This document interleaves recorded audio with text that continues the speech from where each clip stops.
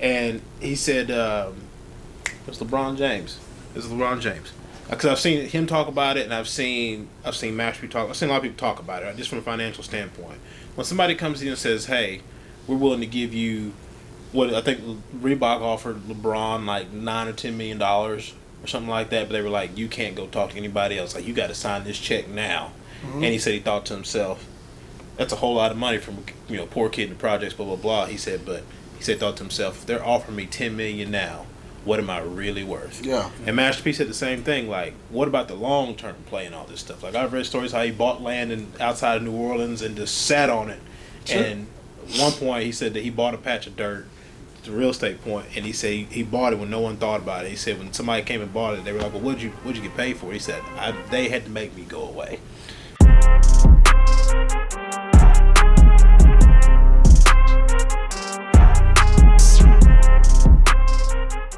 I think people understand the long-term play. Right. If you can be disciplined, or better yet, if you have the financial bandwidth to be sustainable until it hits. Totally different ball game when you've got 3-4 kids, one kid going to college, one coming. Like, there's a lot of different moving parts. And a lot of our audience will be come from single parent homes, right? Or have single parent homes. So that, and like philosophically, I think a lot of people can agree with it. But then, how do I weather the storm, so to speak, until it maturates, until it fully blossoms and blooms?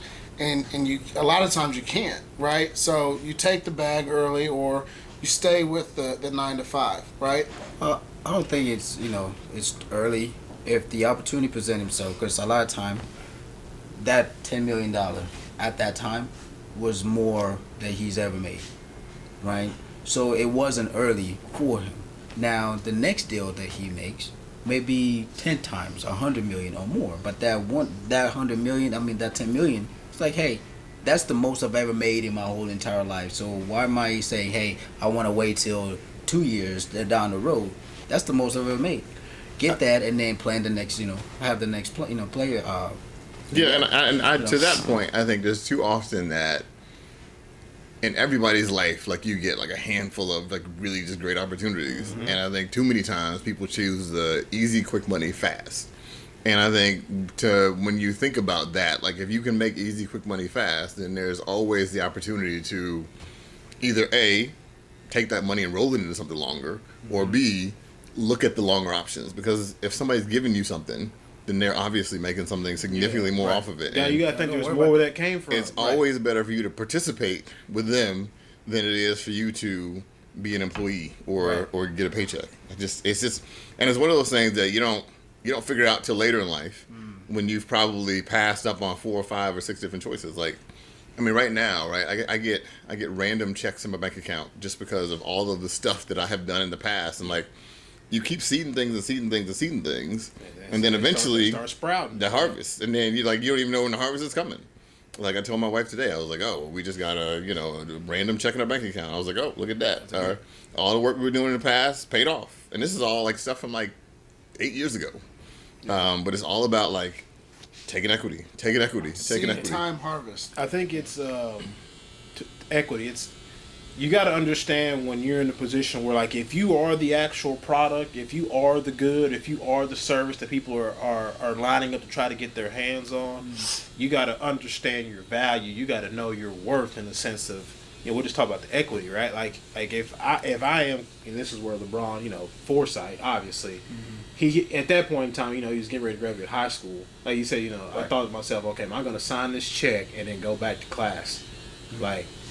But he also realized like who he was in that space and was like, there's got to be more where that came from. And there's a part of betting on myself too, right? Right. But you just got to understand, like, if somebody's lined up to do this for you, you take every meeting. You take every phone conversation. You don't just take the first thing that comes with. It's even negotiating salaries. If somebody offers you, say, I'm going to pay you X amount to be an employee to do this, you don't just automatically just take the first offer. You don't do that.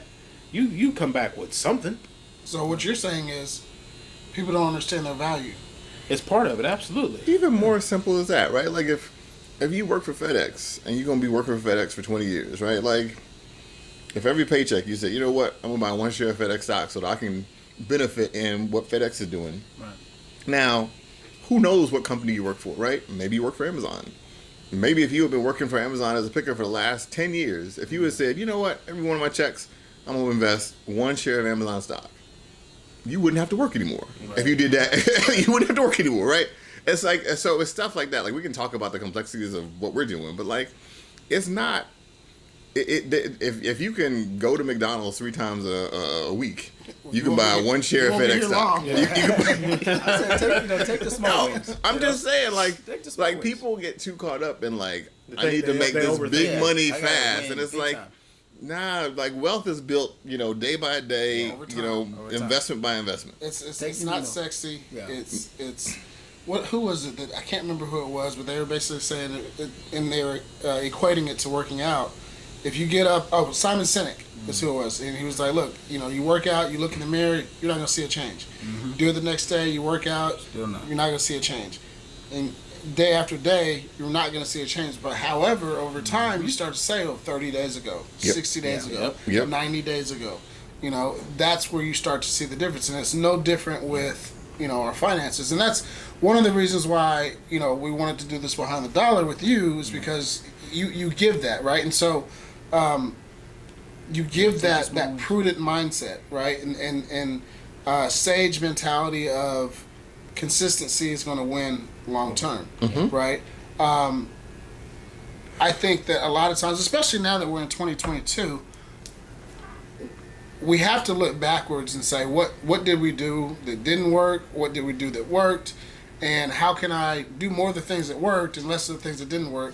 And what can I fill in those gaps with? And I think that's one of the things that you bring to the table is this kind of stoic mentality, but it's deep in thought before, because you're really good at thinking before you speak. No, and to me, I think a really good example of that, right, is to really look back at what you did in COVID, right? Like in COVID, every single person on this earth pretty much had 6 months to sit in a house. And what did you do with that 6 months? If you was working every day and you was out there on the streets, you was still getting a check from either your employer or the government, and what did you do with that money, right? And what did you do at that time? And if you say to yourself, I leveled up my character in Madden, or I leveled up my character in this, and, all of a sudden, like, then that's on you, right? Like, that's on you. And at the end of the day, I feel like there's a lot of people that made a come up. There's a lot of people that didn't.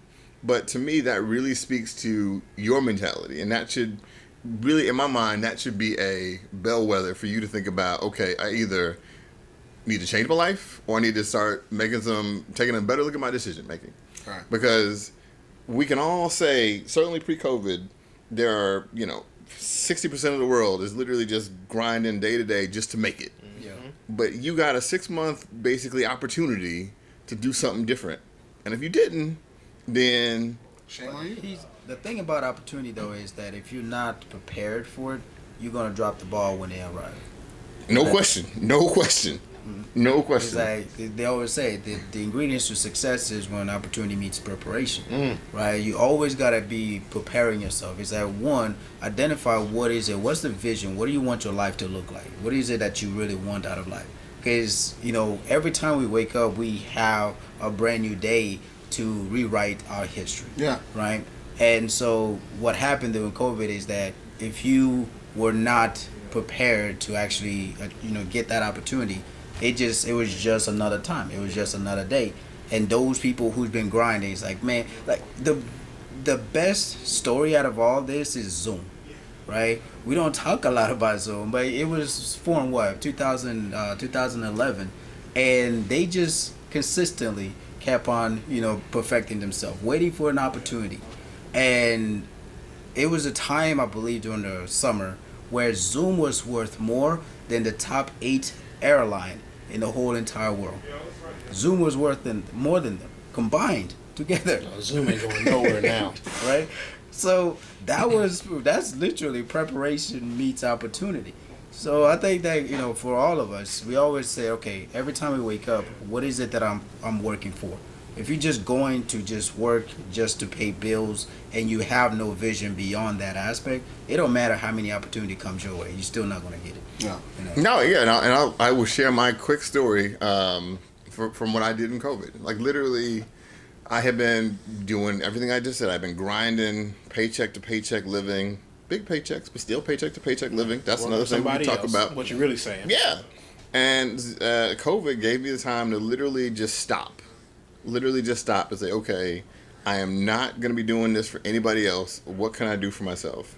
And I was starting my own company. I started my own company, and then a friend of mine who I had worked in the business was like, hey, listen, I've got this really interesting idea. And at the time, well, I was actually two of my friends, and I was like, you know what, I'm going to take everything that's coming to me. Like, I don't have anything to do all day, so I'm going to fill my day with work. Yeah. And so I had started my own company. I had a friend of mine who was starting his own company, and he was like, you know what, I don't really know what to do. I need to try to figure out how I can raise some VC money. I was like, you know what, let me help. And then I had another friend of mine who was like, hey, listen, I want to start a company similar to yours, but a lot more tech stuff, and we need somebody that's operations. So I was like, listen, I'm going to do all of that. My wife was like, that's too much. I was like, what else we doing? What else we doing? What else like, am I got to do? I'm not going to be the greatest homeschool teacher in the world. That's not for me. I'm going to let you know that right now. I did that for a month, and I was like, this ain't it. My kids just going to get dumber for the next 4 or 5 months because nothing I can do. And, fast forward to today, the one company I started by myself, we were able to raise $20 million. Now we've almost invested all of that, and we're going to probably, by the time we're done, 2x on that. I put in almost no money, and I'm going to end up taking out probably some millions. And then literally just yesterday, the second company that I started with my buddy who wanted to do the tech stuff, we just got our valuation, and it's not really public, but it was in the 40 or $50 million range. And there was literally a company we started during COVID. It was worth nothing. It was literally just 6 of us sitting together saying, this makes sense. Like, this is an idea that makes sense. We didn't get paid. We were like, we're not going to pay ourselves. We raised a couple $100,000. I know it sounds like a lot, but it's nothing. We didn't pay ourselves. We paid a few people. And all of a sudden, I went from COVID, working for somebody else, getting a check, to now I am the chief officer, investment officer of one company, chief asset officer of another company. Both of the companies are worth, close to $100 million after everything's said and done. Combined, yeah. And frankly, that's just the start. Like, we're only 2 years in, right? Like, we're only really a year and a half out of COVID, 2 years in. And in my mind, I can't imagine having wasted that opportunity. And at the same time, I think to myself, what would have happened if I had just had my own self-imposed COVID? If I had just said, you know what, I'm going to grind for a year making these salaries, and then I'm just going to quit. And I'm going to take 6 months of my own money, and I'm going to have 6 months of savings, and I'm just going to quit. And it's something that I would have never considered because I'd have been way too scared to do it. COVID forced it on me, so I had no choice. But that fear would have literally probably, like today, I would probably still be working the same job, making the same check, still living paycheck to paycheck. But that fear of just not wanting to get off that train would have stopped this blessing, right? Like, and so that's one of those things that it's like, as much as I want to understand and want to sort of relate to folks that are having to do this day-to-day thing, at some point you have to invest in yourself. I think the word when COVID first hit, like he had a great analogy for when COVID first hit. He said this is God calling a 60-second timeout on everybody.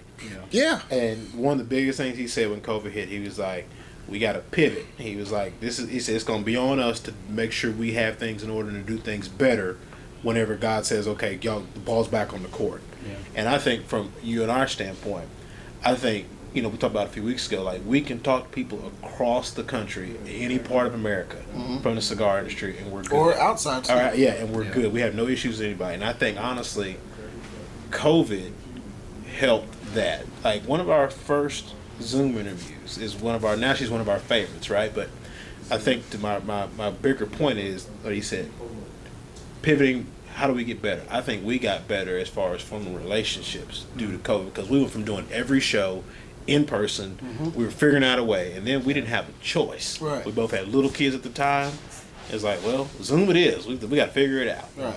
And I think it's the underlying thing of, you know, COVID giving birth to entrepreneurs, so on and so forth.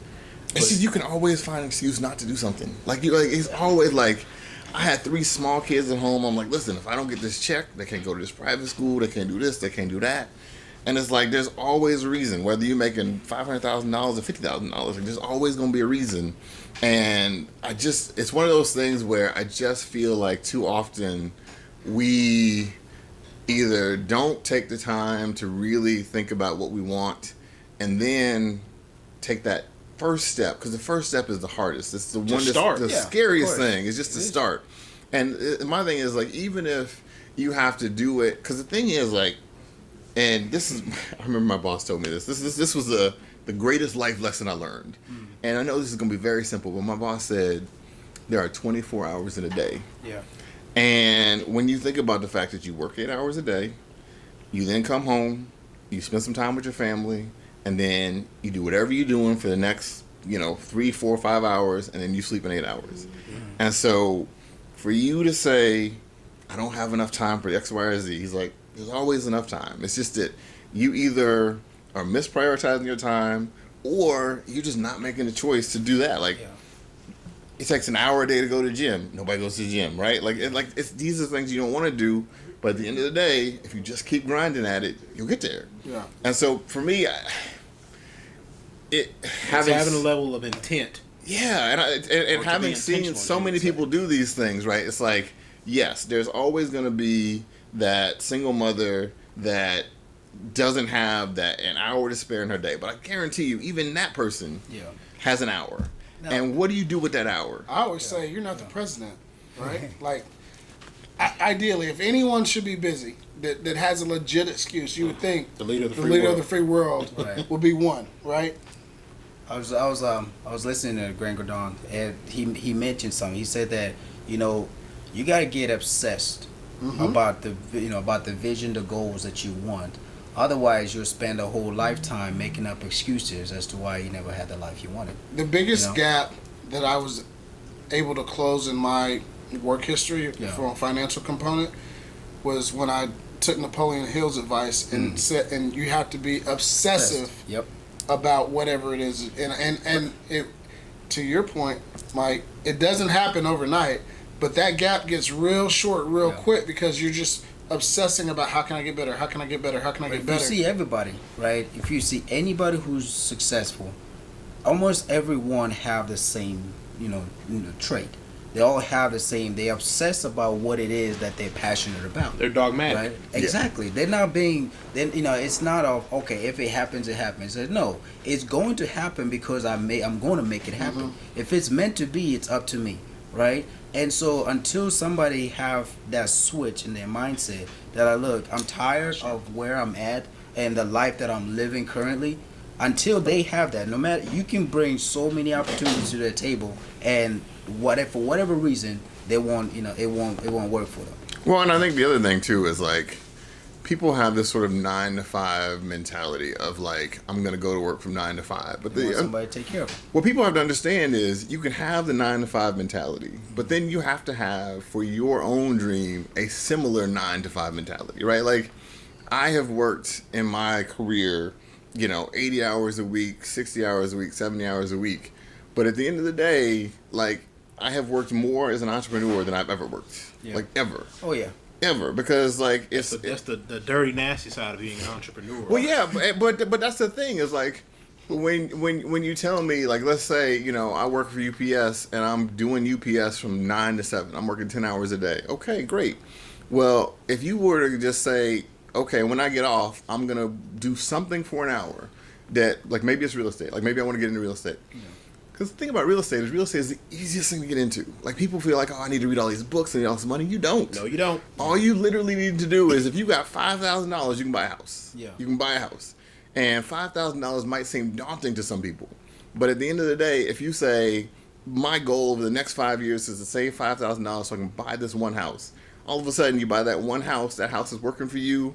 Now, instead of the next 5 years, now it takes you 2 more years to save another $5,000. Now I get a second house. Now, all of a sudden, before you know it, now you've got a whole second stream income that's equal to your first. You got a portfolio. Yeah, and it's one of those things where it's like, I understand the fear mentality of it. I understand the fact that you think that, oh, I only have $100 saved up, or this month I was only able to save $50. But it's one of those things where it's like, $50, you do that 100 times and you have $5,000, and 100 times over the course of 2, 3, 4, 5 years is not unreasonable. Yeah. And so it's hard for me to connect with the mentality of, I can't save $50 a month. See, I think it's there's a mind shift between those who decide to go for it. It's, you got to go back to how the whole system is set up. America is built on workers, right? And so the whole system is designed to develop more workers. You have to plug into the system. Now, the thing about it is, there are some who just go with the flow, and then there are those who always going against the flow, going against the grain, right? When I got here, I always ask a question: why does the school bus matches the prison bus? Like, why does it look almost identical the same, right? Why does the you asked that when you first got here? Not when I first got here. Okay, I wouldn't say that. We know I'm in but that's a great point though. You know, why does the school tray, the lunch tray, almost look the same as the one in the prison? Yeah. And so when you look at how the whole system is set up, you wake up, you go to school, you got to report to a teacher who basically gives you an assignment to do while you're there, right? If you're late, you're tardy. Right, and then guess what? You know they build that system in place, so when you go to when you get a school, what's the word? Go to school, get a good education, so you can get a good job. Right? So now you get a good job. Just over broke. You get a job. Guess what you got to do? The same thing as if you were going to school. You have to show up at a time, and if you're tardy, you get written up. And when you're there, you have a manager who's managing you the whole entire time, just like a teacher. And so it's like you've been programmed your whole life, and you have to unplug yourself to be able to understand that it's not working for you. So look, I want to shift gears. I mean, everything that you guys are saying is spot on, and that's what the show is all about. But I would be remiss if we're not giving our visionaries the opportunity to bridge their gap. Right? So, Mike, why don't you tell us what specifically your business does? We know that you leveraged COVID, right? Mm-hmm. Invested in yourself, which should be the first investment before you start investing in other things. Invest in yourself. After you did that, what is the business that you came up with? So my background is real estate. Like when I was 21 years old, right out of college, I bought my first house, and I did my first flip when I was 23. What gave you that insight? Like, why did you decide? And you're, for the people that don't know, you're from you went to Cornell. Yeah. No, literally, I loved real estate. When I got out of school at 21, I had a job working at Procter & Gamble. I was doing sales and marketing. I was very good at it. I was the first person in my class promoted. I got promoted within a year. And I never loved it.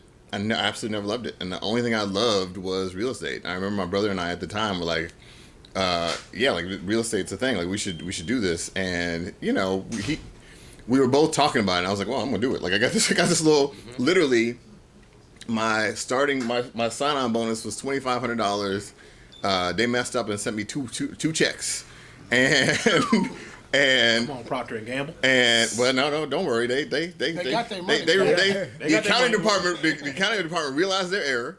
By the time they realized their error, I had bought a house, and they were like, "We need this $2,500 back." I was like, "Well, it's gone." You have to wait. And they were like, "Well, are you okay if we just deduct it out of your next 10 checks?" I was like, perfect. By all means. That's no interest loan. Yeah. No interest loan. Sure. So Robert Kiyosaki. Yeah. So I bought that first house. And that was when I started, like, again, I was working a 9 to 5. I was doing great at my job, got promoted, but while I was doing that, I was doing this other little real estate thing on the side, and I loved it.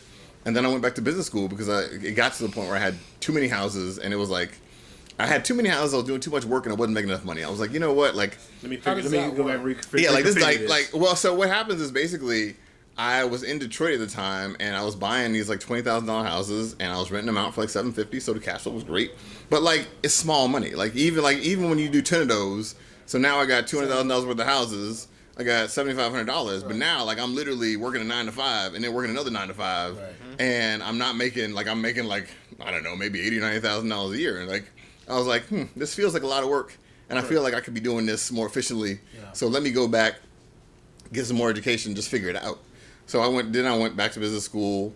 Then I got a job in investment banking, and I started to understand it was real estate investment banking. Then I started to understand how I need to use leverage, how I need to use other people. And then I started working private equity. Then I started to understand, okay, now I get it. So when I start my business it's very simple. All I do is buy single family houses and I rent them out. That's all I do. But because I have this investment banking background, I'm able to raise the equity from somebody else. I'm able to get the debt from somebody else. And now I can buy a lot more houses. And instead of me doing the work, because I have enough houses, now I can build a team. So I have a property management company. I have a real estate brokerage. Again, I built all this in COVID. Literally, I went to somebody with a dream. I was like, this is what I want to do. They were like, okay, here's some money. And then I got to build it. So built a real estate brokerage, built a property management company. What if you don't have that person in your corner that has the financial capacity to say, here's X amount, and let's see what you can do with it? Well, you have to understand, like, people are not going to give you money if you don't have experience. Yeah. And so the way you get experience is doing it yourself on a small scale. Because I did it myself on a small scale, people were much more willing to say, oh, okay, I see you've done this on a small scale successfully. Now, let me see if you can scale it up. So I'm going to give you this money to scale it up. And so what I always tell people is, if you have a dream, don't wait for somebody else to fund your dream. You start doing it. You start making those steps towards it. Yeah. And once people see that you can have some success, because the thing is, my second flip was a disaster, right? Like my first flip was success. I bought a little small condo in California, sold it for, $50,000 more than I paid for it. Great. Moved to Detroit. First flip was a disaster. I bought a $150,000 house. I was living in the basement. The roof caved in. A whole bunch of stuff was wrong. I ended up losing money on that flip, but I learned a lot of experience.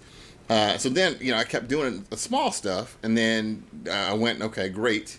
Now I got the idea, and I started doing more successfully, and then I started doing the bigger stuff. And so now when I go to somebody and I say, okay, now give me this money, it's not give me this money so that I can pursue this dream that you've never seen me do. It's, hey, not only have you seen me do this dream, but here is the full business plan that I've spent a month working on. Here is a financial model that I have put together based on all of this. That I know works. More importantly, here are these lenders that I've talked to that will fund everything that I just said. And so I went to them with a full plan, right? And so part of the pursuing your dream is not, simply, keep sending out mixtapes. It's literally you get in there, you grind, and then you out on the street selling the mixtapes. And then you go to somebody and be like, hey, listen, I just moved 1,000 mixtapes. Give me, $100,000 so I can, make this quality, get distribution, and let me scale it up. Yeah. And so, people get caught up in the, oh, I need to get $100,000 to start this, or I need $1 million to start this. No, you need your sweat equity and whatever else you got to start. And then once you do a little bit, then you keep going. So that essentially, all I do is buy and sell. I buy and rent, houses, and I built this whole infrastructure around it. But again, this is you're talking to me at year 20. You're not talking to me at year 1. So let's take somebody that's tired of their corporate or their job, right? Mm-hmm. And they're like, you know what? I've heard real estate. Obviously, we're all involved in real estate outside of what we do. But how do they get started? They don't have 20 years. Same way I started. I was working a 9 to 5. I was literally just taking the little bit of money that I had extra left over and buying small properties. So we're in Dallas right now. You can go to South Dallas right now, and you can get a property for anywhere from $90,000 to $100,000. You can buy that property. You got to put 20% down. Okay. Might be daunting. So you need to have in your mind $5,000 to $10,000 to sort of get yourself started. Right. And so, however long it takes you to save that up, you save that up. So I've got the $6,000-$7,000. There you go. Now how do I fix it up? I'm not a handyman. You don't have to. I am also not a handyman. Shockingly, I am not a handyman either. It is all about networking and building relationships. So a very easy thing to do when you start, particularly if you're working with, Joe Blow handyman. You say, hey, listen, I am working on this flip. I have $5,000. We're going to buy this $90,000 house. I know that I need to spend $5,000 to fix it up. I don't have $5,000. Here's what I'm going to do. I'm going to pay you X amount per week, per month, and we're going to fix this thing up over 6 months. And what we'll do is, since I know you're helping me out, I'm going to give you 10% of the profits of whatever we make. Boom, done. Now you got a handyman that's working for you. Hopefully you have vetted him in whatever reasonable way you can, and then you have your first house and you getting it done. And I'm saying this because I've seen this done a whole number of times. There's a million Facebook groups about it that you can look at. People love the BRRR strategy. Like that is one of those things that anybody can do, and it's super simple to start. People always want to. Well, do I need to spend $10,000 to go to Trump University? Real quick, let me explain what BRR is. It's called the BRRRR method. It's buy, renovate, or rehab, refinance, repeat. Rent and repeat. Rent and repeat. Yeah, rent. Yep. And rent, like you have a rent. So is that 3 or 4 R's? It's 4. It's 4. Buy, Rehab, renovate, or renovate. refinance, rent, repeat. Yeah, okay, cool. Yeah, and it's one of those things that it is super simple. It is very doable, and it is the easiest thing to sort of get you out of the rat race. Like, I say it's easy because I've been doing real estate and it's what I know. Some people might say crypto, some people might say stocks, some people might say whatever it is you're passionate about. Yeah. Find your lane and take that first step. It's all about taking the first step because and to be honest, it's never gonna go perfect. Yeah. So just because the first one don't work, it doesn't mean it's over. You're wrong. You got to start again. You got to keep at it. You have to understand what didn't work, why didn't it work. Maybe you had the wrong contractor, maybe you bought the wrong house. These are things that happen. Yeah. But and keep going. Real quick, I also want to jump in and say, if you don't have the $5,000 to buy the $90,000 house, go hook up with your partner. Now you don't need but $2,500, and he's got $2,500. Or if neither one, figure it out. Get a third person, right? And let's all put $1,750 in a piece to get it. Right. There's 2022. Stop making excuses. There's a way to do everything. Like, you just got to have enough gumption about yourself. But where there's a will, there's a way. Like, I mean, you're not supposed to figure it out. Like, put your heads together. Get with some like-minded people who want to pursue the same type of things that you want to pursue, and have a sit down lesson like this. But just figure it out. Like, put something on paper and figure out what makes sense. Here's what's crazy. If you were at your 9 to 5, you would already do it because you've been conditioned. Yep. You know, you mentioned UPS, FedEx, and I've done those jobs, right? Yeah. If I can't lift this box from the back of the truck, what do they tell you to do? Get help. Get a buddy. You have a buddy system. Right. If you can't raise your capital by yourself, Get somebody. go get a buddy. So we do these things intrinsically. We just have a fear because there's a comma associated with it. I think it's the fear. It's the fear of failure, right? And I mean, for most of us, we watch football. I played soccer when I was growing up. But there's a saying. Another football. But there's a saying is, if you're afraid of, if you're afraid to catch it, you're afraid of, if you're afraid to drop it, you're afraid to catch it, right? It's the same thing. Is that you have to be okay with failing, because failure is literally the stepping stone to success. If you don't want to do that part, then just go ahead and forget about it. Yeah, and nobody that has succeeded has not failed, exactly. Right? And I think, just to pivot a little bit, I definitely think we don't network enough. Okay. Like, networking is so important. And I think one of the things that people always talk about is, if you have a dream, be careful who you share it with. I don't subscribe to that mentality. Yeah. My mentality is, if I have a dream, everybody around me needs to know what that dream is. Yeah. Because on the off chance that Cuff is talking to somebody that happens to know this, then all of a sudden he can put my name in the mix. Yeah. I feel like there's too many times where we use our sort of 9 to 5 as an excuse not to just do a little bit of networking, like a little bit of networking every day. And the thing is, I'm the most introverted person you'll ever meet. Yeah. Like, if you ever see me anywhere, I will be somewhere off by myself watching the game, maybe have my headphones on. But there are times when I know that I need to be out there and I have to put myself out there and I have to be conscious about it. And I have always had a vision to start my own private equity fund, and I have told everybody, listen. In my first job interview, they were like, "What do you want to do?" I was like, "Listen, I want to go here, but at some point, I want to start my own private equity firm." Anybody that will listen to me, I've told I want to start my own private equity firm because that's what I want to do, and I want that vision out there. And I don't care if you tell me you can't do it because you're black, you can't do it because you're this, you can tell me that a million times. But the thing is, I still want my private equity. yeah, you can tell me that a million times. Hey, it's 2022. If you're still the person if you happen to put your dream out there and you happen to give a damn if somebody says you can't do that, then I don't know what to tell you. But times have changed. Like if there's something burned inside of you that says I want to do X, Y, Z. If you happen to encounter somebody that says you can't do that or doesn't believe it, man, get to another person because that is not who you need to speak with. And if you take heedance to somebody saying you can't do something, I don't even know what to tell you. Like you're at a bad point from Jump Street. It goes back to the first point, which is you got to do the self inventory. I'm telling you, you're still weak, right? You got to get a little bit stronger, a little bit more metal. But you also have to understand, like, you need to understand why people are saying you can't do it.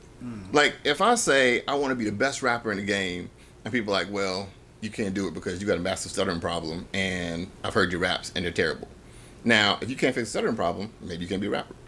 But if you say, listen, I really want to buy my first investment property, and then somebody says, well, you can't do it because you don't know anything about real estate. Well, that's something you can fix. Right. That's something that's very easy to fix. You can read one book, you know enough about real estate. You can go to one of the many billion Facebook groups, YouTube out there. Yeah. You can figure that out. So then if somebody says, well, you don't know nothing about real estate, you'll be like, well, actually I do. And you can tell them this. Like, I think too many times people look at the criticizer and just take that criticism to heart. And it's like, no, you have to understand. You have to understand.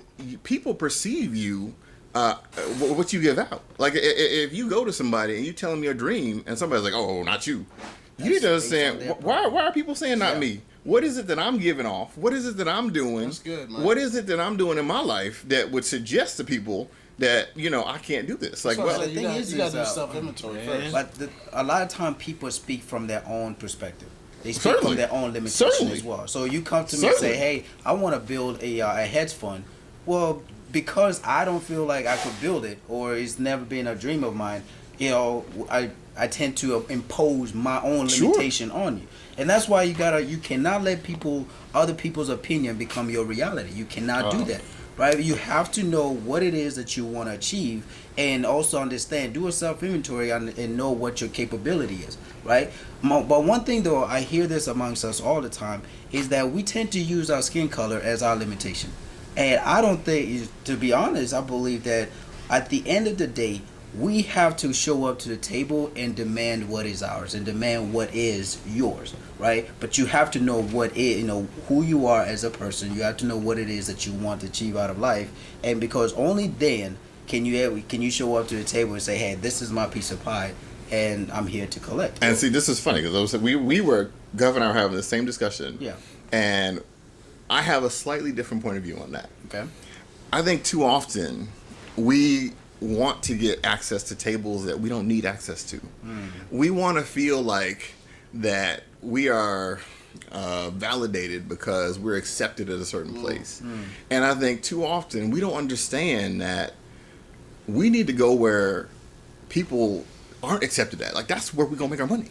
Like, when I say things like for example. So walk in the open door versus trying to beat on one that's locked up. For example, when I think about real estate, and when I thought about where I wanted to start, like, I could have said, okay, well, Invitation Homes, the largest single family operator, this is their buy box. I want to see if I can, buy some properties to sell to them. That's one opportunity. But another way is, okay, this is their buy box. Why aren't they buying over here? And maybe it's because they don't have any black people, so they're scared of South Dallas and they don't want to go down there. Right. I was like, okay, well, if nobody's going to South Dallas and they got this model that I know works, let me do it. Why don't I go down there? I grew up in South Side Chicago. I have no problem going to South Dallas. Those houses look just fine to me. And so to me, I think oftentimes, particularly when you look at black people, like where black people have made a significant amount of money, is always taking stuff that they didn't want to take, that nobody else wanted. So Rob Smith, he's a fraternity brother of mine, billionaire, and if you hear his story, he got started in venture capital, and he was grinding on his venture capital just like everybody else was. And there were these projects that like nobody wanted because they just didn't think they were going to be successful. So they just gave them to Rob, and Rob was like, okay, cool. Watch this. Okay. And he was able to then sort of parlay that into all of these companies that nobody thought would be successful, and he found the right way to make them successful. And so for me, it's like, forget about the traditional table, right? Like, forget about that. Like, take your dream, take it to wherever the table that will accept you, and that's where you go. Like, don't beat your head about, okay, I need to talk a certain way, I need to look a certain way, I need to do this so that I can get to this table and I can be validated. No, take who you are. Take your whole... In 2022, this is not 1965 anymore. Yeah. We don't have to, hat in hand, yes sir, boss this. Listen, if there are, African Americans make up 13% of the population, our buying power is in the, trillions at this point, right? So there's clearly going to be a market for whatever you want to do in that place. And so the biggest opportunities for you to really make game-changing money is to go to those opportunities, and not in an exploitive way, but in a way that can be both helpful to your community, but also extremely entrepreneurial. Like, for example, trade schools. Like, that's the biggest thing that I think has been denigrated by people. It's like, oh, okay, if I want to be successful, I got to go to college. It's got to look a certain way. I got to look. And when I go to college, I got to look a certain way. Not everybody's built for that. And more importantly, there's a tremendous amount of money being made in trades. Yep. And really understanding, okay, I have this trade. I know how to maintenance HVACs. Okay, well, I can take that passion, and instead of working for XYZ HVAC company, replacing HVACs where they're paying me $75 an hour, that's a lot of money. Well, guess what? If they're paying you $75 an hour, imagine what they're making. Right. And so now, instead of you doing this, maybe on the side, you start your little HVAC business. Instead, you say, okay, I'm going to now start XYZ HVAC company, and I'm going to still work for these guys, but I'm going to, see how many jobs I can get doing this. Yeah. And then, okay, well, let me hire, this, kid out of college let me hire this kid out of high school, and let me teach him how to make HVACs. I'll pay him $25 an hour, and then now all of a sudden you got a business. Yep. And so to me, I think, really less thinking about sort of our color as a liability, but more thinking about it as an asset. More thinking about it as, these are spaces that people haven't walked in. I've walked in these spaces, and I've seen the needs in this community, and we can meet these things. And I'm curious because you talked about there's two tables that we're talking about, right? The table that you want to sit at, the table that you can be welcomed at, and then I want to throw a third table out there, and you create your own table. What are your thoughts on that? And I think that's what you did in your line of business, right? Now, to go off of what you're saying, and from what I'm hearing you saying, right, for what I'm interpreting, is that you have to know what your identity is. You have to know who you are. Absolutely. Because once you identify who you are, you can walk into any room or create your own room, right? Because then you don't need permission from someone else to be able to say, hey, do this or do that. Because at the end of the day, you know what it is that you want to achieve, what you want to accomplish, right? So at the, when it boils down to it, it all comes down to say, okay, what is it that I want, okay? And what relationship do I need to build to be able to achieve that vision, right? So somebody once told me, he said, there's two things that will change your life: the books that you read and the people that you hang meet, around. right? So if you're not reading a book, if you're not reading, then what are you doing? Especially during the pandemic, if you were saying earlier, level up on your Madden game. You could have been doing that or reading a book. If you're passionate about real estate, read books about real estate. There's plenty of libraries out there. There's a lot of free resources. Or if you can't read, get on Audible. Exactly. Get with people who know more about you. YouTube, anything. Exactly. So once the books that you read, and then put yourself in a room where success is already happening. One thing I've realized is that if you can't see what the picture looks like, it's almost impossible to put your own puzzle together. It really is. So it's for example, I can see how successful you are in your line of work, right? And now all of a sudden, because I see it, I'm able to navigate and see how I can put my own pictures together. Right, as raising kids, I don't have any children yet, but I'm pretty sure as parents, kids do what they see you do, not what you tell them to do. The same thing in our life as being successful is we have to be able to be the model for others to see that, hey, whatever vision it is that I have, it can be done because somebody else that looks just like me, own that space that they're in as well. Let me, I guess for lack of a better word, challenge you in that, right? Okay. So if you come from a model where you weren't taught to be your own boss or to work for yourself, my whole thing for 2022, and I've told my wife, I've told him this, I'm working to get to uncharted territory. Okay. I'm working to get to a space to where, like, if my dad was still here and he asked me, well, what did you do today, son? I wanted to get to a space to where if my dad was trying to say, Dad, this is what I did today, and I would want his mind to be blown. Right. Like, I want to get to a space to where I'm doing something that wasn't modeled before me, right? Like, Right. We've all come from a line of people who have probably worked for somebody else, right?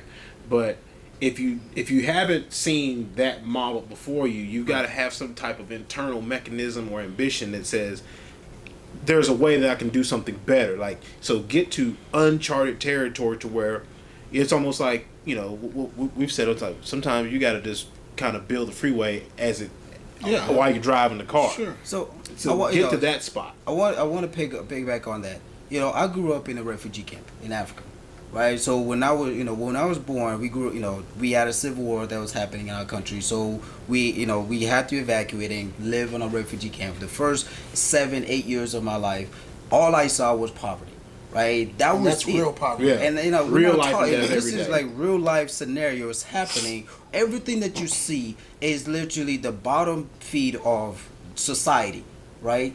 And so the thing about that is you got to have a vision and say there has to be more than this, right? Because if you were born poor, it is not your fault.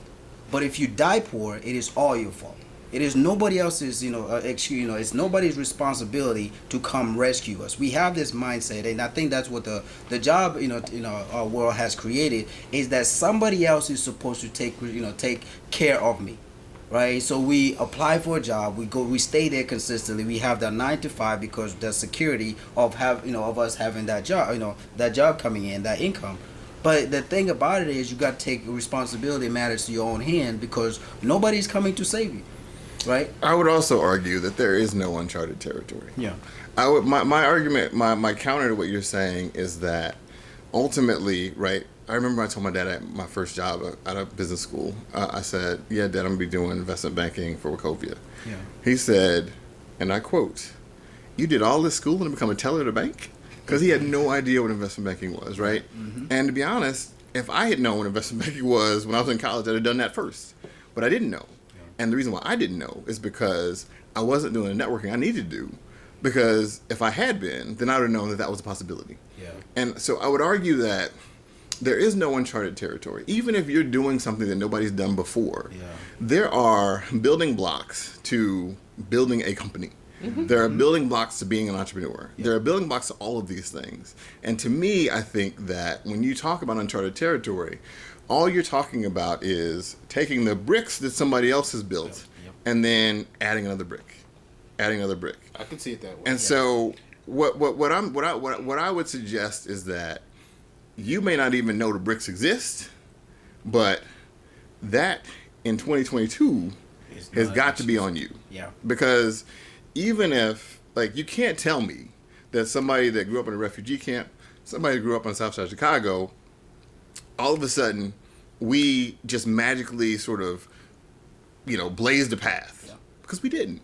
At the end of the day, I will never tell you I am a self-made millionaire. Yeah.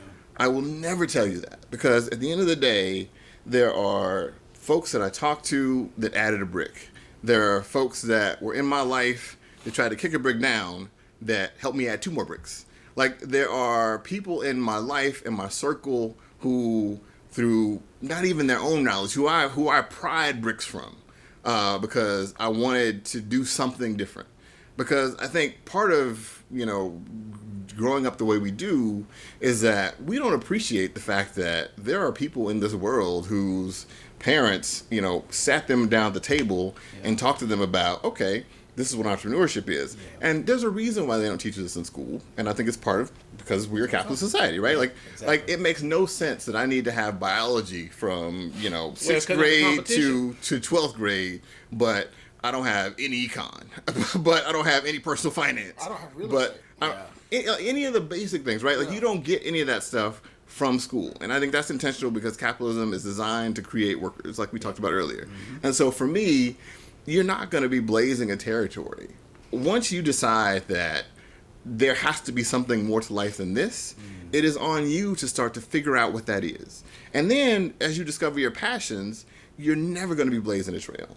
Even if you are doing something, like I said, even if you eventually end up doing something like creating the internet, or even if you end up creating Tesla, like you don't create Tesla if there are no cars, right? Like Tesla is, I'm taking a car and now I'm thinking differently than everybody else has. But again, you're doing that off of the base of this thing. I think what Mo was really saying is uncharted territory relevant to his surname. Yes. Sure. Yeah. Yes. Sure. So I think Yes, that's a great way of putting it. Like my dad he would have never thought that. But my dad, I said, Dad, hey, I have a podcast. My dad would be like, "What is that, son?" Yeah. He'd be like, "What is that?" Or, "Dad, I have an invested meeting." Like he'd be like, "What is that?" Yeah. So That's my uncharted territory. and I knew that's kind of where you were coming from. Both of y'all, and I feel like we kind of came from similar financial backgrounds, right? Not super wealthy, not super poor, anything like that. Came from none. And I don't know your background, but I imagine South Side of Chicago probably wasn't. You weren't growing up in a high rise. Wasn't great. wasn't great. And obviously you grew up in a refugee camp. Yeah. So we've heard these stories thousands, millions of times, right? So Jay-Z and Kanye and this person have all come up, Oprah and all this other stuff, right? I just named a bunch of Chicago people, by the way. But what about the person that actually did come from a middle class? Like that drive is certainly different. Let me be careful about my words and choose my words correctly. It's more noticeable. The drive is more noticeable in someone that's coming from the South Side of Chicago or coming from a refugee camp, as opposed to someone that grew up with two parents in the household or 2 cars in the driveway or whatever that is. I want to challenge y'all to talk to the people that kind of come from the quote unquote middle class. So my thing is, you can't teach drive, right? Like you can't tell me that if Michael Jordan didn't play basketball, he still wouldn't be great at something, right? Yeah. Like there is a level of drive in people that you can't teach. It's innate. And there are people that are designed and born to work 9 to 5, and to you, God bless you. We need those people in this world. Frankly, I think that there are a lot more of them than there are not. And I think that a lot of times people don't appreciate where they are. But when you start to tell people what it takes, because I've been a mentor to a lot of people, and I use this example because this is the one that I think is the most prevalent to me. There were 2 people that I were mentoring at the same time. One was a girl whose mom was blind, came from a very impoverished household. She was going to community college. Another was a boy who was in foster care, also, troubled home, going to community college. I was doing a program where I was mentoring these kids in community college, and I was trying to figure out, sort of help them get to where they want to go. And in fact, actually, I got them in high school. And so I got them in high school. So 2 people, same exact, upbringing, essentially. Yeah. And the girl had this drive that you could see in her eyes. She was going to be something no matter what. Yeah. The boy, you would tell him to do something, he'd come back, he'd tell all kind of excuses why he didn't do it. And then, by the time, I just got so frustrated because, I'm working 80 hours a day, 80 hours a week. And I tell this boy, hey, I just need you to do your math homework. If you have a problem with your math homework, just call me and we'll get it done. And I need you to turn in the math homework every week. Wouldn't do it. The girl, whatever I told her, she did that and then some. Yeah, we didn't even have to ask. And so they both end up going to community college. Now, the girl said, I really want to be a lawyer. She said, I want to go to Cornell. So I said, listen, this is what it takes to get there. And I outlined step by step. And she did it. And she sent me her essays. And I remember her essays were just trash. Like the first set of essays she sent me were so terrible. I said, listen, we can't even start with this. So here's what we're going to do. I'm going to give you the topic. I'm going to give you some just key points. Give it to me again. She rewrote those essays 7 times. The boy, he, barely getting D's in community college. So immediately I was like, okay, two types of people. He's a worker bee. We need to figure out how to get him to something that he can just clock in, clock out. There you go. Yeah. And so he ends up, getting a job as a. He worked with the airlines. He was one of those guys with the we're on the podcast. So I'm tired of there you go. He ended up getting the ground crew. Listen, in my mind, great success. He ends up coming from a home where he didn't know his father or mother. He never even saw that level of success. Nope, he didn't know his father or mother. Win. So in my mind, he has a great union job. He's got a car. He's very happy. I'm happy for him. That's his uncharted territory. I'm happy for him. The girl, I said, listen, we got something here. Once we finally read all of her things, I personally took time out of my day. I drove her up to Cornell. I made all the introductions. She did great. She ends up getting into Cornell, becomes a lawyer. So two people, same exact thing. Yeah. One had a drive, one didn't. Yeah. And that drive is what puts them anywhere. And I don't care whether you're middle class or the upper class. It doesn't matter where you come from. Yeah. The only difference between those two people was the passion and the drive. Yeah. And she had the passion and the drive to get where she wanted to be. He didn't. Both, in my mind, success stories. I'm glad we had some intervention. He ended up being, I think, a lot better than he would have been. In my mind, he had the potential to be something else. But then once I realized he wanted something, he just wanted this. Yeah. And the thing is, he could not tell you he wanted this. He would tell you he wants the moon, but his actions told you something different. Mm-hmm. Her actions said I wanted the moon. She said she wanted the moon, and she got there. Yeah. And now she's a lawyer, doing in great shape. She's doing really, really impressive things. And for me, to answer your question, when you talk about the middle class, I don't think there's a difference between talking about the middle class or any class. Yeah. I think it's simply, if you want to start on second base, you want to start at, not even on the field, both of y'all can get to home. Mm-hmm. Both of y'all can get to home. And to me, success is not about we all need to be billionaires. Yeah. Success is really about, have you gotten to your dream and your passion? Are you happy when you wake up every day? Are you content with the effort you've made? And if you can say that every day, then God bless it, whether you driving a UPS truck or whether you're the CEO of JP Morgan, it doesn't matter. Life is about being happy, because money is not going to make you happy. What's going to make you happy is you achieving your dreams and your passions. Yeah. I couldn't agree with you more. I think a lot of times we make excuses. Yeah. But the common words that I've heard is obviously drive. That was kind of the last point that we all have to have. Self-inventory seems to be a word that percolates or has percolated throughout this entire conversation, right? Mm-hmm. And then having a vision, which obviously that's why we have the TheVisionLab podcast. And even though this is a behind the dollar episode, I think that you still have to have that vision, right? That's the starting point of anything. Like you've got to be able to visualize what it is that you're going to go after, what it is you're going to try to achieve. If you don't have that, then you can't even, to his point, you can't even take that first step. Yeah. And then obviously networking, right?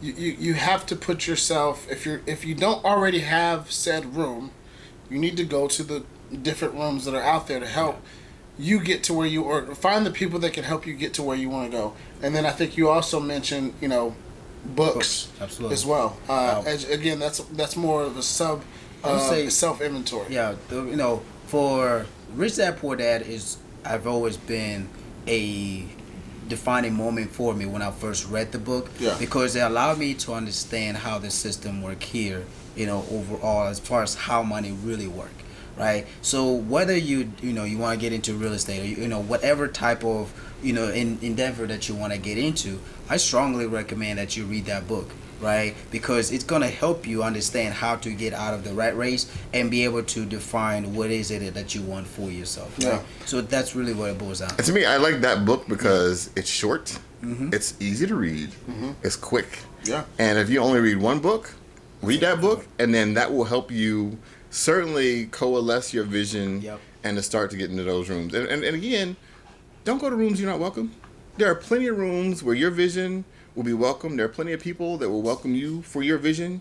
Just keep going. I'm glad that we're talking about books. Okay, we'll land the plane. Well, before you do that, I wanted to find out what were you gonna say? well, you talking about rooms? Like I read a great quote, and the gentleman who said it, he said, I don't belong in any particular room, therefore I'm comfortable in every one I walk into.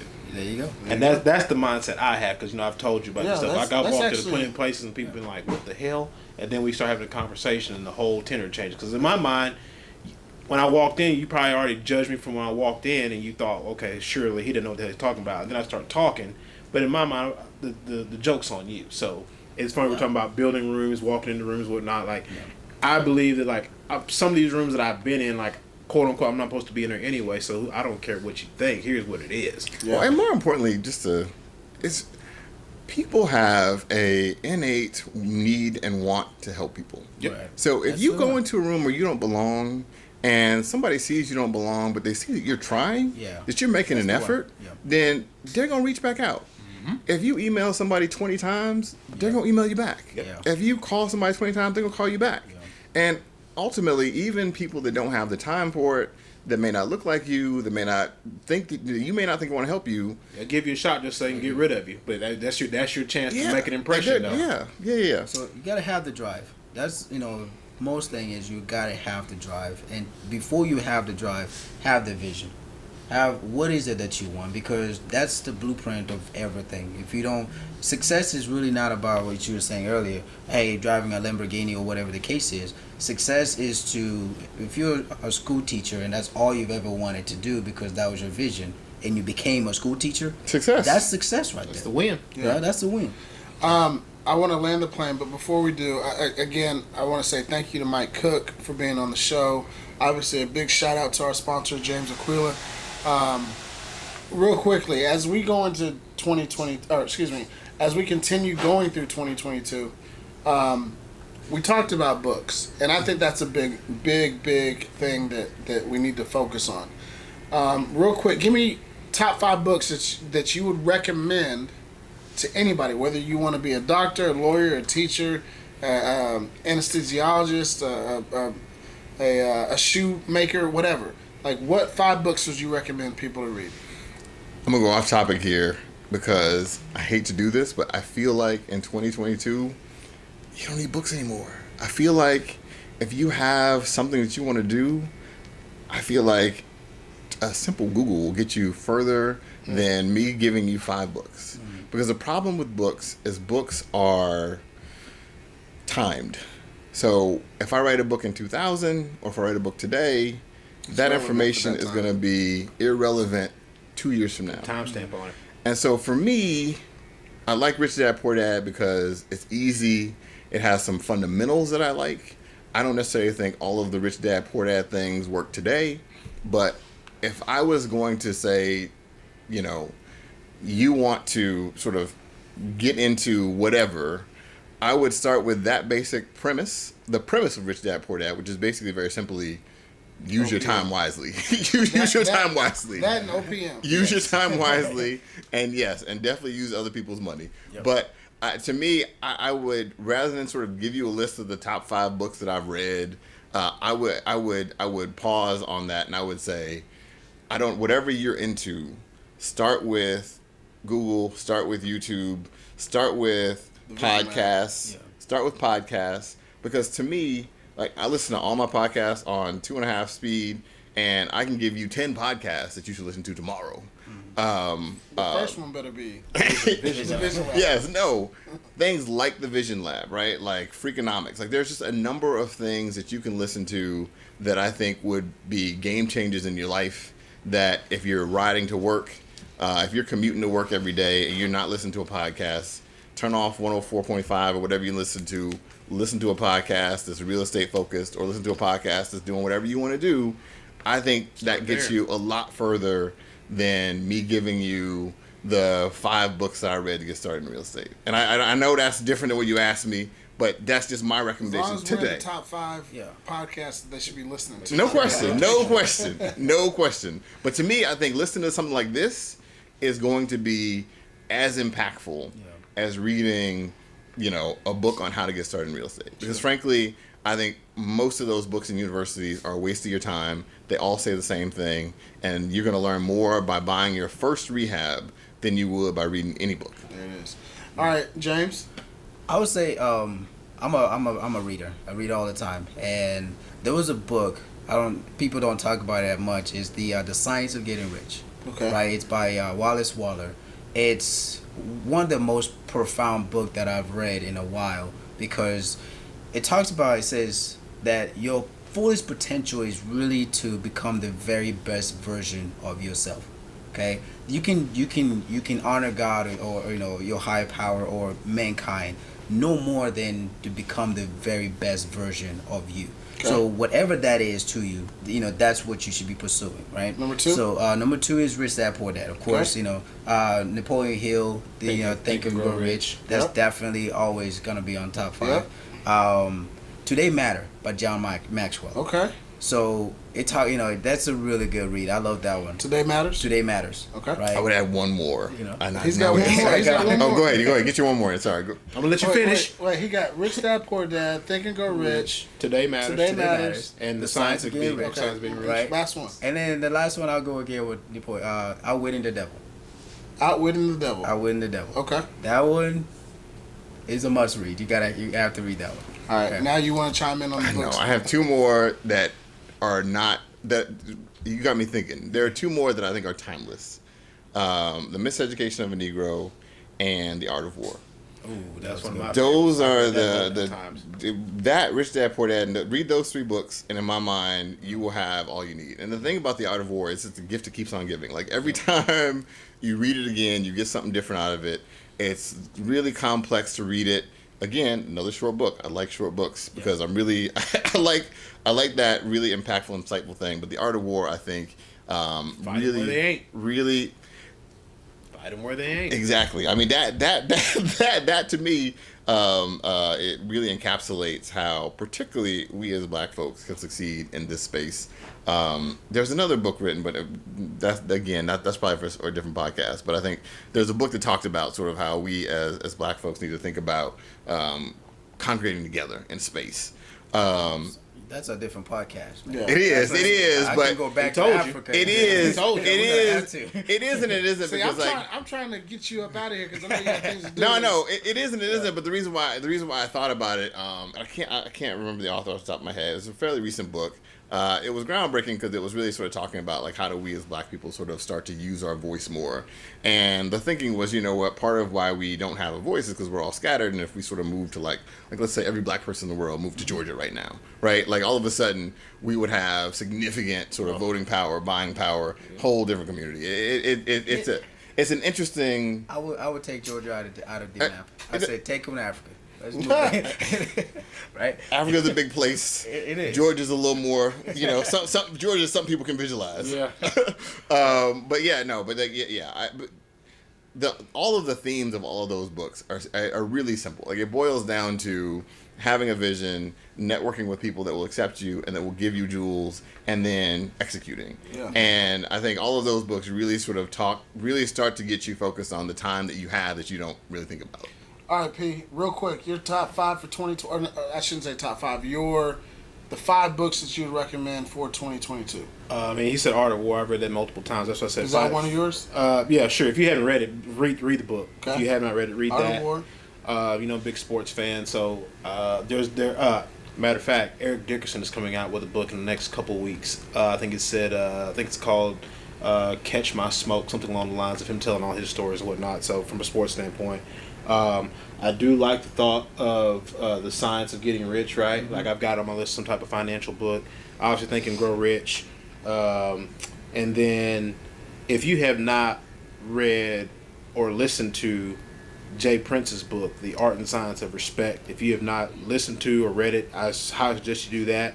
And he said one of the coolest things I've ever heard. He said, every day you wake up, you get 2 things. It's a chance and a choice. Mm-hmm. And then, that's good. That's a good one. And then the other one would be, oh, goodness gracious. Think and Grow Rich, Art of War. As a Man Thinketh. That's a good one. As a Man Thinketh. That's a good one. Read that book. So y'all have all said my books.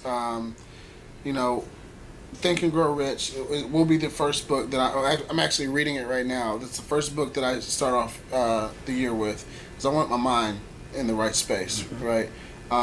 As a Man Thinketh, again, kind of supports that vein. Yep. Oh shoot! Now I put myself on the spot. I want to read the Bible more thoroughly. That's me. Oh, Can't Hurt Me, David Goggins. All right, David Goggins. If you haven't read that, you talk. Just Google David Goggins. Start there. It is beyond motivating. Yeah. I think it's committal, and I think that's important. Stoicism, that's that's the other angle. There's a Stoic book. I cannot remember the title, but there's a Stoicism book that I really want to get into. The obstacle is the way. Huh? The obstacle is the way. No, it's not that one. It's something Stoic. It's like Stoic something or something Stoic, but that wasn't one of mine. But I will be reading that this year. Think We Grow Rich. Yeah. All No. You said that already. I'm sorry. Robert Kiyosaki. Rich Dad Poor Dad. Yeah. So, well, listen, Mike. I appreciate you, my boy. Always. Always. To our sponsor, Always. Mr. James. Yes, Mr. Aquila. Hey, let's get it. Hey, we hung out today. We chopped it up. Big shout out to Jeff Davis over at Astute Gentleman. For letting us come in and work. Shout out to the OG. Yeah, Behind the Dollar, y'all. And I hope you guys were impacted in a positive way. I hope that you guys got a lot of gems out of this. This was a fantastic episode. Really appreciate both of our guests. To our sponsor, James Aquila, thank you for jumping in today. Ladies and gentlemen, my name is Ryan Mosley. He is Ryan Cuffey. Thank you again to our guest, Mike Cook, and James Aquila, our sponsor. And we will see you guys next month with another great episode of Behind the Dollar with the Vision Lab podcast. Get the bag.